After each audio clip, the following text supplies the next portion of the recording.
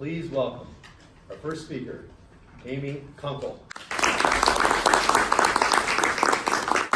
Yep. Have you ever seen the movie The Matrix? So there's this scene in it where Morpheus, who's kind of like the God figure, is talking to Neo, who's the prophet, and he says, "This is your last chance. After you take the blue pill, there's no turning back. The story ends, you wake up in your bed, and you believe whatever you want to believe. But if you take the red pill, you stay in Wonderland, and I show you how deep the rabbit hole goes." Spoiler alert, he takes the red pill. With that, we learn that it was his choice to wake up and open his eyes to the world around him, the reality that was within him. And when I was in Washington, D.C., as I mentioned in my icebreaker speech, I had an awakening moment. For me, it was not something super significant. A lot of people, when this happens, they have a near-death experience, or they have like a diagnosis of cancer. For me, I was listening to a podcast. The idea in the podcast was really about like rational thinking and trans-rational thought, or like our intuitive wisdom. And something was mentioned about us being made of energy. And I feel like I already knew that we were made of energy, but there was something that triggered in my brain with that information. It caused me to think a little bit more scientifically about my existence, and immediately I started questioning my religious beliefs, which I had been entrenched in for roughly 40 years at that point. And I thought, if we were made of energy, and Newton's first law of thermodynamics says energy is neither created nor destroyed, what actually happens when we die?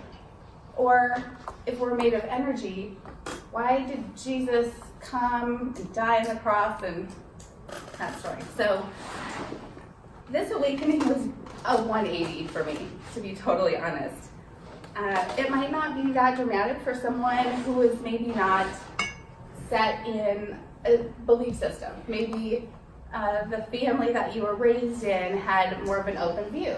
You can choose. You know, there are many paths to God. Basically, that was something that was going on in my mind. The other thing that was mentioned in this podcast was this idea of spiral dynamics, which is a very big topic, but it's an organizational system for our levels of consciousness or levels of awakening. I have created a visual aid that I will just place here. This is spiral dynamics. It's a psychological model that basically highlights stages of development of our society and culture as it relates to our values. So at the bottom is beige. It's the primal caveman is basically that state. The blue, I'll just kind of step up a little bit, is the authoritative, the religion, the right and wrong, higher power.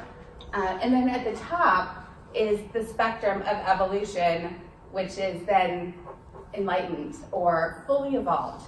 And so I like frameworks. I like being able to say, oh, this is me. I identify with this part. And so I really gravitated to this idea of spiral dynamics. And I feel like I was for a long time in blue. And I immediately went to orange, which is more scientific. And it's a progression. It's just a framework for stages of evolution. Sorry. So my awakening was a catalyst. It just started me moving.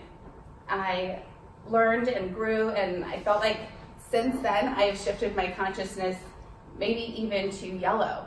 It's just how you look at the world. what could this look like for you? Are people asleep and in need of awakening, and why is this important? I believe that everyone is on a spectrum of being fully asleep or ignorant, oblivious, kind of going through the motions of life, to fully awake, enlightened. Maybe there have been a handful of people in the world that are at that end of the spectrum. But I believe that in our lives we have this propensity to just go through the motions like we're on a hamster wheel. We have our cell phones that keep us disconnected and distracted. We have a lot of messages from culture and society that just keep feeding into us.